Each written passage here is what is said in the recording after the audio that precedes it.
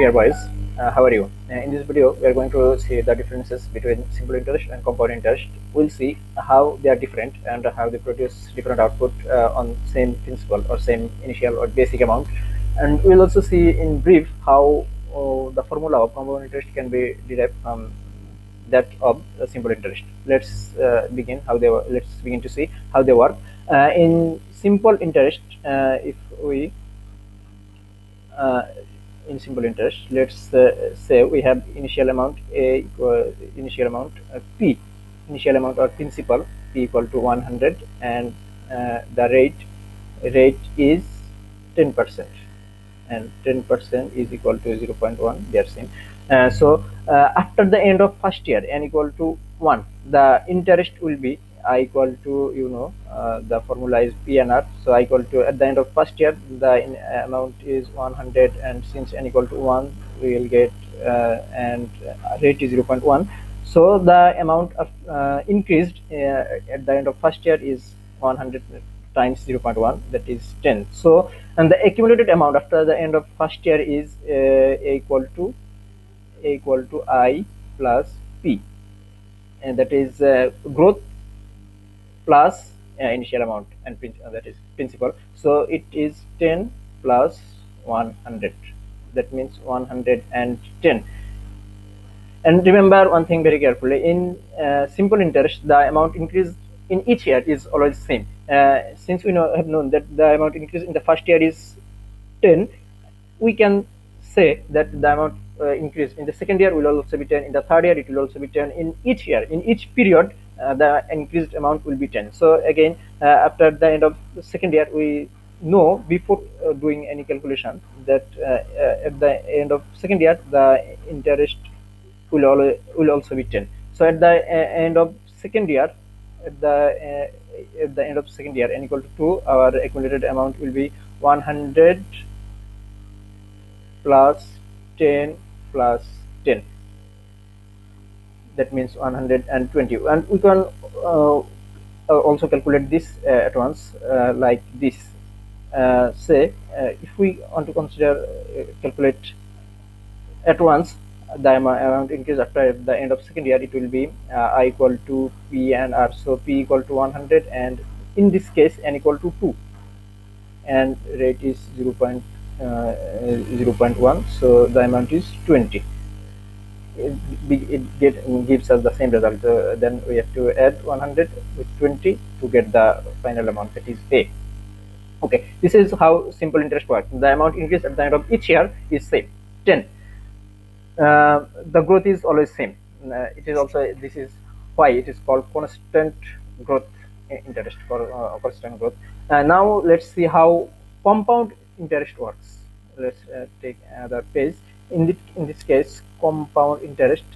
Remember that thing difference very carefully. In this growth, the amount, the accumulated amount we get at the end of each year, at the end of any given year, is used as the principal of the next year. So the accumulated amount found at the end of second year is now works as the principal of the growth for the second year.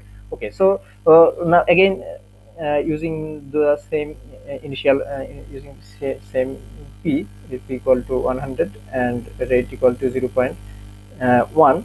Now see how the compounded growth gives us. So at the end of at the end of first year, the growth is before using the formula. Now let's do it manually using the concept of compound interest and using the formula of simple interest. So after the end of first year, the amount, the growth or the interest will be P and R. So P and R, n is 1, again 0.1, so 10. So the accumulated amount at the end of first year is C, or you may call A, that is no problem. So C equal to A equal to 100 plus 10, that means 110. Now the difference is here. This 110, this works as the principal for the growth in second year. This works as the so after in the second year, n equal to 2, the interest will be p and again p and r, but this p is not 100, this p is this 110. So at the end of second year the growth will be 110 times 1 times, we are using 1 because we are using the end result of the first year as the principal of our second year. So here again the number of period is 1. Since we are not working on the beginning principal, we are working on the principal of the principal, which is the end result of the amount in the after the end of second year, after the end of first year. So that's why there here we have 1 in the final formula. We will be using n 2 in our formula, but in this case we are using the concept of simple interest. So in this case the amount the period is 1.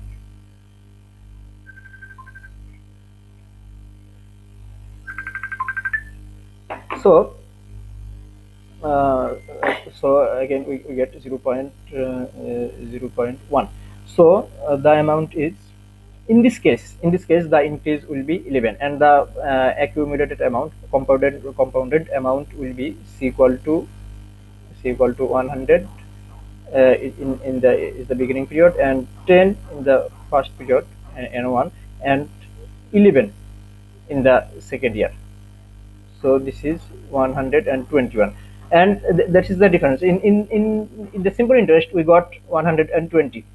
That total amount at the end of second year was 120, but in the compound interest the total amount now is 121. And so we can very easily see the differences between them. In the simple interest the growth works like this. In always this is 10, and this is first year, this is second year, this is third year. Always the growth is 10, and the graph is horizontal constant graph. And in the case of compound interest the graph work like this. In the end of first year it is 10, and at the end of second year we get 11, and at the end of second year we get depending on the growth rate, it might be 12 or any other thing. So in this case the graph is like this, increasing graph, not a constant line. Okay, so this is the difference between simple interest and compound interest. And now let's briefly see how can we can derive the formula of compound interest from the simple interest. The formula for simple interest is as we know, I equal to p and r, and so I equal to p and r. So after the end of first year, n equal to 1, n equal to 1, n equal to 1, n equal to 1, the amount, the compounded amount will be c equal to I plus p, I plus p. So I plus I equal to p and r, I plus p and r, and p. So the amount is p is common, so we get 1 plus n r. Now remember this thing, this compounded amount, the amount we get at the end of first year, this will be used as the principal for the increase in the next period. So in the next period I will be, let's call it I2.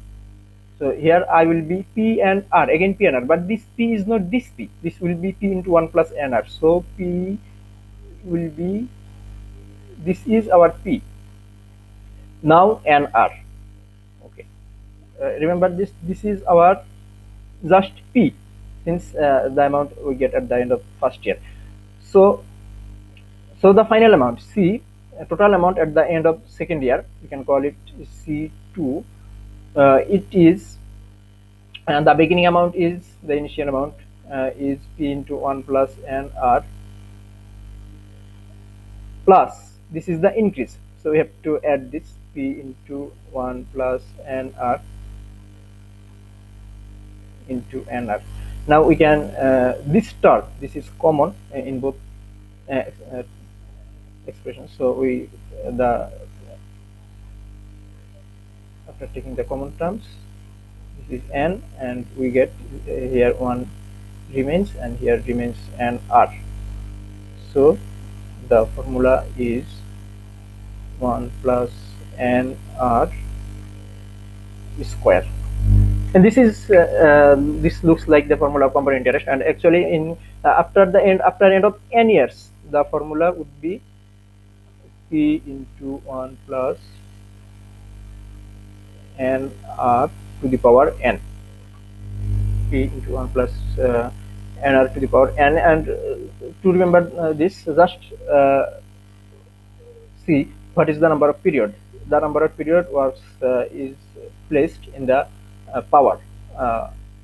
Okay, so this is the formula of our interest we derived from the simple interest. Okay, it's that's it for today. See you later.